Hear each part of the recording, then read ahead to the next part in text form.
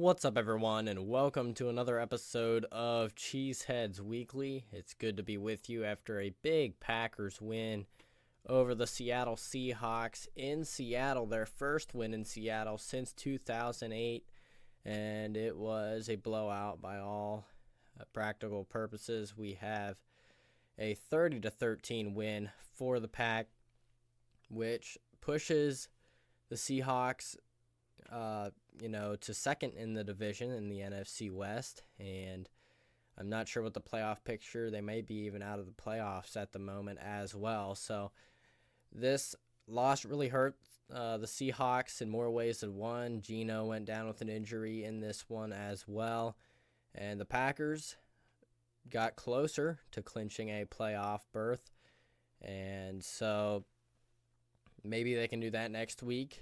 I fully expect them to make the playoffs at this point, and a matchup with the Saints coming up next week. Before we get into that, I just want to say to, if you're listening to the show or watching the show on YouTube, wherever you're listening, wherever you find the show, be sure to hit that subscribe or follow button. That's very helpful to help grow the podcast, and I am much appreciated.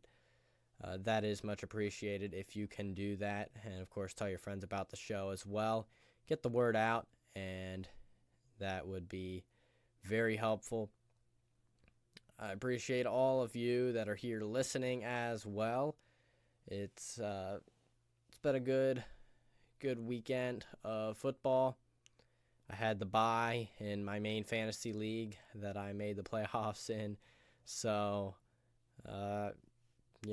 it was pretty, relaxing to just watch the Packers game, not worrying about fantasy at all. And believe it or not, while I was on bye, I scored the most points of anyone in the fantasy league. So maybe it would have been better if I wasn't on bye, because then I get a win pretty easily no matter who I'm playing. But regardless, I'm moving on to the next round.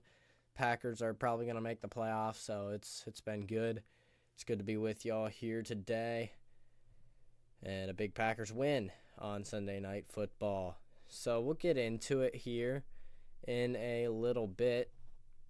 First of all, I just want to talk about, the Lions here real quick. Their interior defensive lineman, Ali McNeil, went down with a torn ACL. He will be gone for the season. Their star running back, David Montgomery, is also done for the season, it seems, with an MCL sprain. I think there could be a possibility he comes back later. I'm not sure if there's any newer information out on that or not, but he's probably likely at least done for the regular season, and probably even more than that. So some serious injuries, and the Lions have already been decimated by injuries, especially defensively. This is really the first major offensive injury. Of course, their left tackle Taylor Decker was banged up as well and has missed, I think, a couple games now. Dan Skipper has been in for him, but really just wanted to say that I'm not happy about this at all by any means. Of course, the Packers have a better chance of winning without some of these great players on the field. McNeil had been on a tear for them, just really picking, kind of putting the defense on his back a little bit, and he was playing out of his mind. David Montgomery, of course, a huge part of that offense. And, of course, I have Jahmyr Gibbs in fantasy, which, could be like, yes, he's going to score more points, but you never wish injuries like this on anyone, and, almost every year you're going to have a team that is just absolutely decimated by injuries, and that's, the way it is. That's football, but it, really stinks for the Lions that had to happen. That could really put a damper on, their potential Super Bowl chances. They just lost as well to the Bills. And, you had Dan Campbell out there being very aggressive again. I'm not sure what he was doing, because with the onside kick rules, apparently he did an onside kick with like 10 minutes to go in the fourth quarter. They were trailing and tried to give them a jump start to kind of try to catch back up. Their defense was not able to stop Josh Allen, especially with all the injuries and everything, and the Bills' offense has been rolling as of late. specifically Josh Allen, who is almost a lock for MVP at this point, and went for the onside kick. But with the new rules, you have to be trailing. It has to be in the fourth quarter, and you have to announce beforehand that you're doing an onside kick, which if you do that, you're almost certainly not going to recover that onside kick. And Bills recovered and got a nice return out of it too, almost scored. So I'm sure they probably did score after that as well. Really dumb decision by Dan Campbell, and we haven't seen a ton of those. He is very aggressive, and this was overly aggressive and just completely unwarranted. Really a really bad mistake. Not necessarily what lost them the game. They lost by a good many points, but they scored a lot of points too, and so maybe if you kick that all the way down there, you get a stop and you're in the game a little bit more. But regardless, Lions, I mean, I'm not going to say their season's over, but they face an uphill battle to make a long playoff run at this point with all the injuries, and it really stinks for them because they were having such a great season.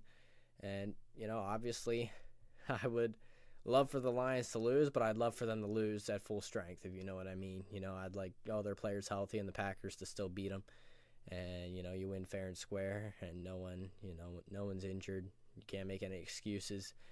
And, it's a really fun matchup. But regardless, we'll move on with the show and get to, the Packers game. Well, real quick here, I'll just mention Mahomes got injured, high ankle sprain.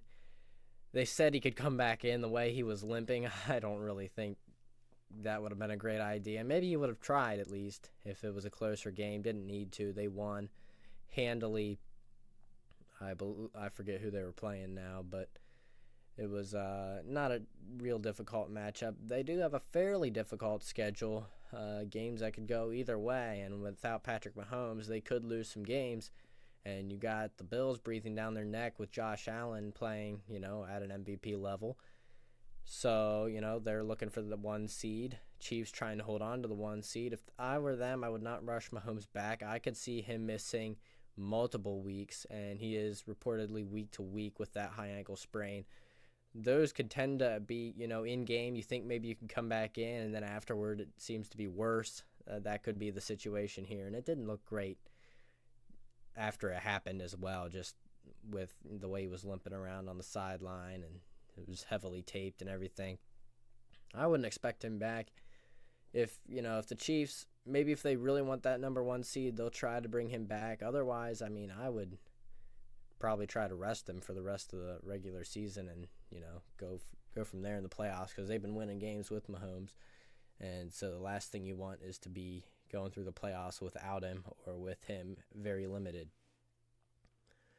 So let's get into this Packers game, give my reactions here. The Packers got the win in Seattle. Tough environment, but I think Packers fans really made that environment not as difficult, perhaps, and multiple Packers players talked about it afterwards. Xavier McKinney tweeted it out as well on X, that, the Packers kind of just made it feel like a home game away from home. You could hear the Go Pack Go chants on TV. It was pretty impressive. Just the fans' performance as well as the Packers' performance as well. Packers were really in control from this game right from the go. They set the tone right from the get-go. First drive, it was all Josh Jacobs, 2 receptions, and I'm not sure how many carries, except for 1 Jordan Love run for 4 yards. That was his only run of the game. That got them real close to the end zone. Josh Jacobs punched it in then, which was his only score of the game. But he was dominant, especially early on in the second half. They were able to slow him down a little bit. But, again, Josh Jacobs running hard, getting those tough yards, and a nice performance in the passing game as well, 4 for 42 there. And he is my first player of the game on offense. 26 carries, 94 yards, a score. Again, 4 for 42 in the passing game. He is literally on this player of the game section every single week, and it is just, he's really the key to this offense at this point. And, I hate to say it a little bit because you'd like to be able to say that, hey, Jordan Love and the passing game could carry a team. I have a lot more faith in Josh Jacobs carrying the team than I do in Love in the passing game, and that's not a knock on Love either. Love is playing great football right now and had another great performance in this one. But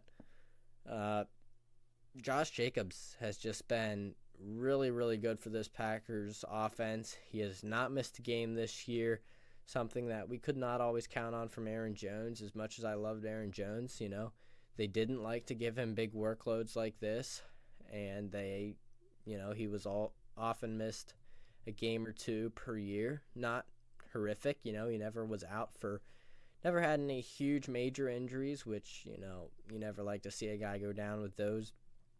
And we had a few of those this week, like I already mentioned. But Josh Jacobs has just been phenomenal. And by the way, shout out to Aaron Jones. He has not missed a game so far this year. Now, I hope I don't jinx it, but it would be great if he could get through a full season with the Vikings without missing a game. Would be his first season to do that. And just phenomenal. Aaron Jones is doing fantastic over there for the Vikings. A big reason why the Vikings are winning games this season. And I'm really, really proud of him and what he is doing over there for the Vikings. At least I don't think he missed a game. I guess I could be wrong on that. So don't take that to the bank. But yeah, Josh Jacobs, he's been big time for the Packers. The offensive line doing a decent job as well. In the second half, not so much, but they didn't really need to in the second half, to be honest. Got out to a 14-0 lead. Won the toss, asked for the ball, and set the tone right away with Josh Jacobs in the run game. It was a masterclass, those first two drives, especially for the Packers offense and defense as well early in the game. So big-time performance there. Number 2 on the list, it's Jordan Love. Again, 20 for 27, 229 yards, a pair of touchdown passes. It looks like I have a little typo here if you're watching on YouTube, but his quarterback rating, 90.0, passer rating, 123.8. It was another quietly solid performance by Jordan Love. Packers fans have been talking about a pair of underthrown deep balls to Christian Watson. I believe they were both to Christian Watson. One of them could have been to Dobbs, I guess.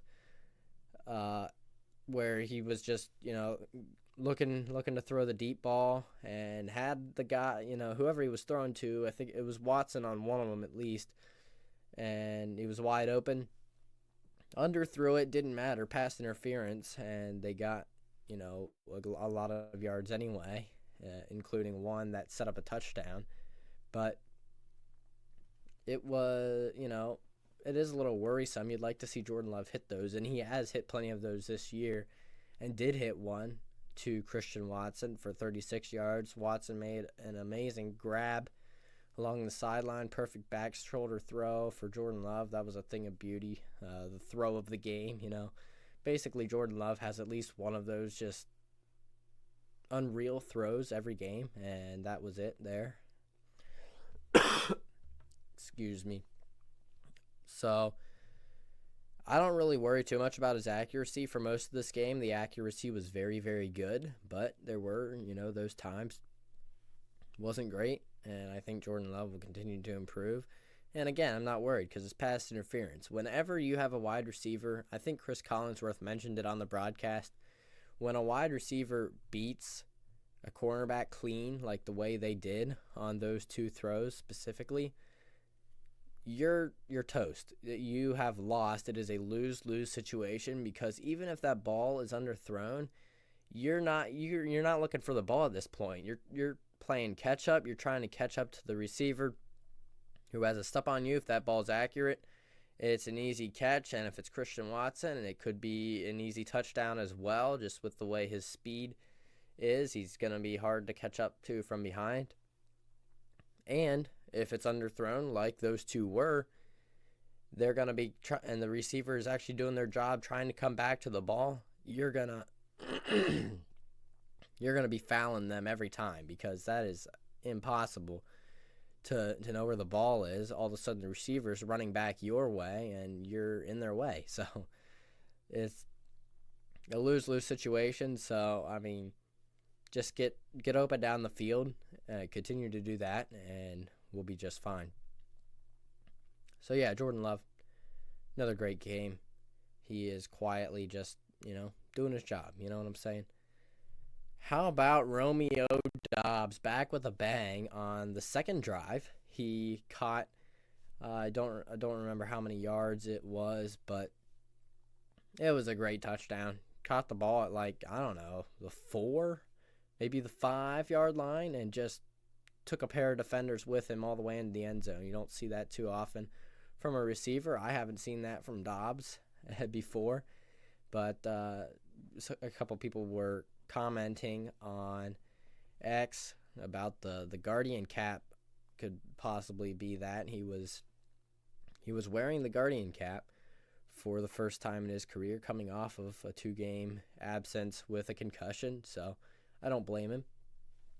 That's why I have no desire to play football right there. Don't want to deal with the injuries, specifically the head injuries, but he was back with a bang, scored 2 touchdowns, scored again on both of Jordan Love's passing touchdowns. Again, showing that connection with Jordan Love, especially in the red zone and on third downs. Those I guess high stress maybe situations, or a little more high stakes. He's that reliable target that's going to be open in those situations. So targeted 5 times on this one, second behind Watson and Reed. So very nice performance from Romeo Doubs, back with a bang. Let's talk about the defense, because this was a fun game defensively. The Seahawks scored only 13 points. The Green Bay defense had 2 picks and 7 sacks in this one, and it was amazing to watch. Packers, I'll just go ahead and say it. My keys to the game, I wrote an article up on the website. You can check it out. If you are on YouTube, the link is right here on your screen, so you can check out the website. And I put out an article, 3 keys to the Packers being able to beat the Seahawks, and one of those was establish the run early with Josh Jacobs, get him going. That's kind of the weakness of the Seattle defense and the strength of the Packers offense. So that is a matchup to exploit, and they did that early, right away. Number 2 on that list was to just put pressure on the quarterback. 4-man rushes especially, but just put all kinds of pressure on the quarterback again. Seahawks offensive line not been great. Geno Smith been a little mistake prone, and he got down to the red zone and threw a pick to this guy, Carrington Valentine. 3 tackles, a pick, 2 pass breakups. One was the pick, one was the play right before that where he kind of dropped the pick, had a chance, jumped the route. And then the next play, he jumps the route again, and Geno was under pressure, kind of just threw it up. Made that rookie mistake, and Valentine made him pay. He was looking to score on that one too. My goodness, came flying out of that end zone. He was running hard. He was looking to go all the way. But first career pick for Valentine. He had a great game. Shout out to him and Eric Stokes, actually. If you look at the Packers' PFF grades, Carrington Valentine was number 2 with a 90.2 grade. Eric Stokes, number 5 on that list on defense, 77.8 grade. And that's great to see, especially for Stokes. I would love to see him continue to improve. Packers fans, of course, calling for him to be taken off the field. That's probably a good idea, and I would certainly start Valentine over him. But if he has to play, it'd be great if he could play well, if you know what I'm saying. So never going to wish a player to play not so good, even if I'm not a fan of the player, and I actually am a pretty big Eric Stokes fan. So I'd love to see him play great. But how about number 1 on this PFF list, PFF grades on defense, the top 5 here. I said Eric Stokes with 5. Valentine was 2. Edgerrin Cooper, the linebacker, is 1. The rookie linebacker coming off of, what was it, a 3-game absence? And he was back with a bang. He looked like Kingsley Enagbari called him a future Hall of Famer. He played like one in this game. 7 tackles, a sack, an interception, 2 tackles for loss, 2 pass breakups, 2 QB hits. He stuffed that stat sheet. First career interception for him. He dropped an interception as well, which it was kind of a tough one to catch, but he was right there, right in the right spot again. That was his other pass breakup. Had a sack plus another QB hit and 2 tackles for loss. 1 was a run stop, 1 was that sack. 7 tackles. I mean, he lit it up, and he was a joy to watch. I mean, he was involved in the play almost every single play defensively. It was he was unstoppable in this one, and it's great to see because Quay Walker has disappointed at times. He did go down with an injury with this one, which is also disappointing and not his fault. But, yeah, Edgerrin Cooper stepped up, and he did all that on 36 snaps, too, which is not a ton. So he just was unreal. He was making impact play after impact play when he was out there. And also, how about this guy, Kingsley Enagbari out there? Big reason why they were getting pressure on the quarterback. A lot of this stuff right here were, he did have a run stop, 1 of his tackles for loss, and then, of course, the 2 sacks, his other 2 tackles for loss. Also had 5 tackles, which I believe is a career high for him, and a pair of sacks. Those both came in the same sequence, back-to-back, or not back-to-back, actually. Basically, he forced a 3-and-out all by himself.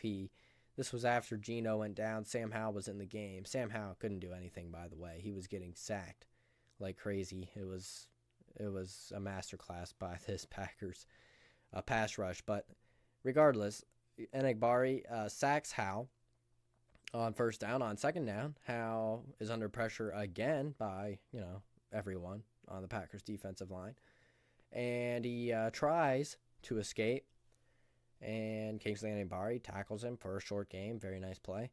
Third down, Kingsley Enagbari gets the pressure and the sack again. And it's a 3-and-out for the Seattle. So Kingsley Enagbari, I tell you what, this Packers defense was flying around, making all kinds of plays. It was a joy to watch, and I really hope that they can do that again. That would just make my day if they could do that, down the stretch in the playoffs against the Vikings and the Bears. That would be great. So, again, impressive performance. Really impressed by the secondary play. These wide receivers are good. Pass rush certainly helps that, and that was a big key to the game. That helps the secondary if they don't have to cover for 5 seconds while the quarterback stands there and waits for a wide receiver to get open, So it doesn't matter how good of a corner you are, you're going to get beat eventually if the quarterback has all day. So, huge win for the Packers. Lots of good things all the way around. We did see a little bit of bad clock management and towards the end of the first half, and the Packers had to settle for a field goal, and they possibly could have got 7 points. And actually, that came after a long pass interference call I forgot, and they didn't have time to punch it in for 7. Had to kick a field goal. Not that it mattered, but it could matter if you're in a playoff game, and Matt LaFleur took responsibility for that. So I expect him to be better in that department. As far as sacks here, Edgerrin Cooper had 1, and Enagbari had 2. Rashawn Gary had a sack. Brenton Cox had a sack. Devontae Wyatt had a sack. That was fun to watch. Carl Brooks had a sack. So everyone on the defensive side of the ball really getting it done there for Green Bay.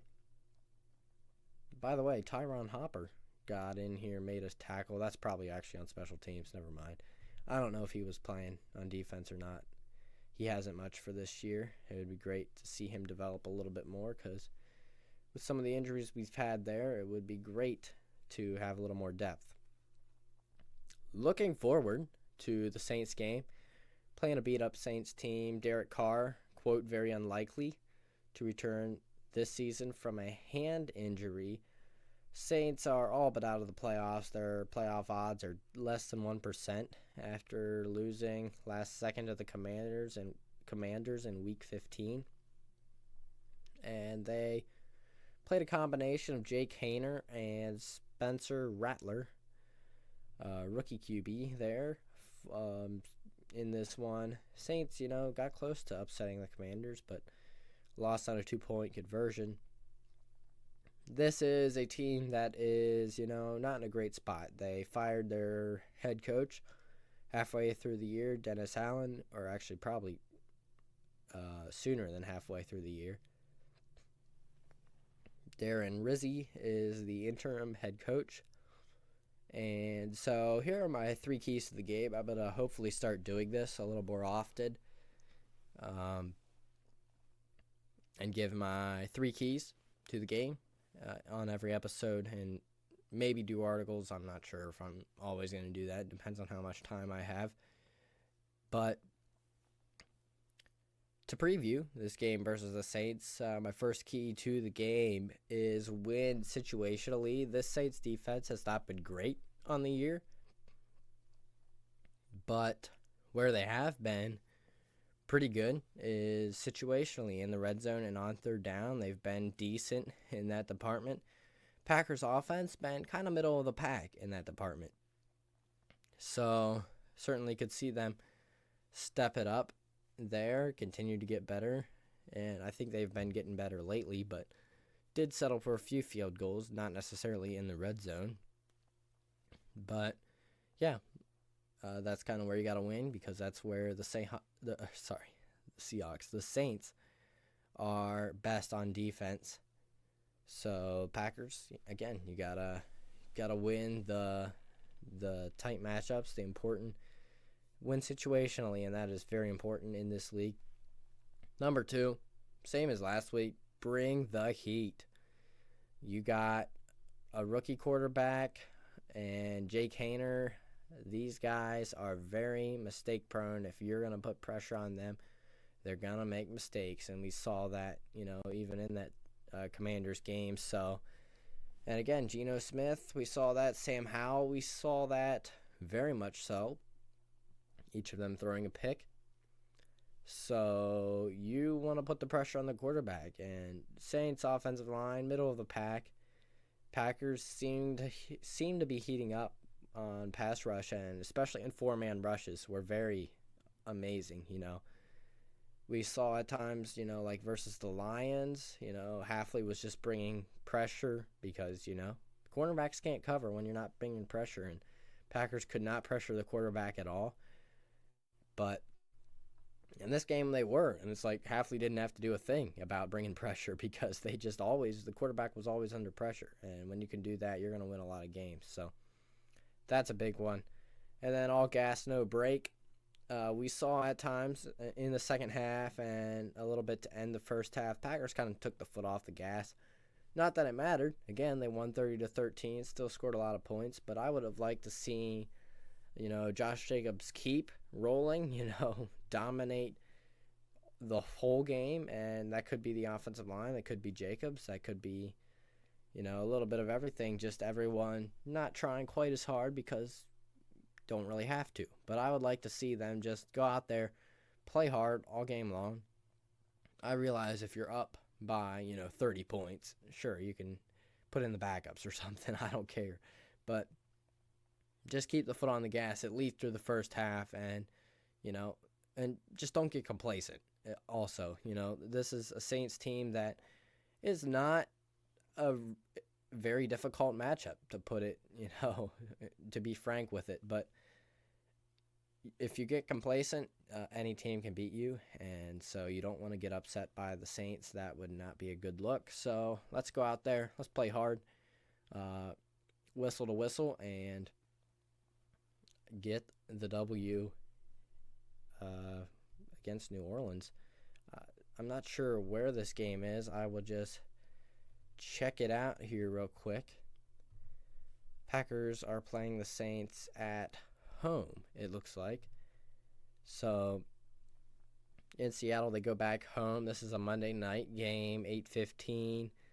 And then they go to Minnesota to play the Vikings in Week 17. Week 18, they're back at home to play the Chicago Bears. So, should be a fun end of the season. This is a must-win game, just because if the Packers don't win, then that's a problem. So, they should win. This is not a good Saints team. The Packers need to win this game to show that they are legit. You got to beat up on the bad teams as well as be able to beat the good teams. So it was a great game, and Packers hopefully can continue to build on that as they move toward the playoffs. So that will about do it for me on the show. Thank you for listening again. Really appreciate the support. We'll be back next week to react to Saints-Packers in that Monday night showdown. Hopefully it's a blowout. That's basically what we're looking for right now. See how many points you could score against this defense. And I'd love to see the passing game come alive a little bit. Not that they aren't alive, but, see a great passing game. That'd be great. Of course, if you're up by a ton, you're probably going to see a lot of Josh Jacobs, which is great too. So, shout out to the Packers and the Packers faithful in Seattle. That was great. The Go Pack Go chants again. Fantastic. We'll be at Lambeau to play the Saints. Should be a fun one. Any Packers game is a fun one. Am I right? Of course, I'm right. Packers are just fun to watch. Such a young team. It's fun, a lot of fun watching them. All right, we'll wrap things up here. Thank you for listening. We'll talk to you next week. Go Pack Go.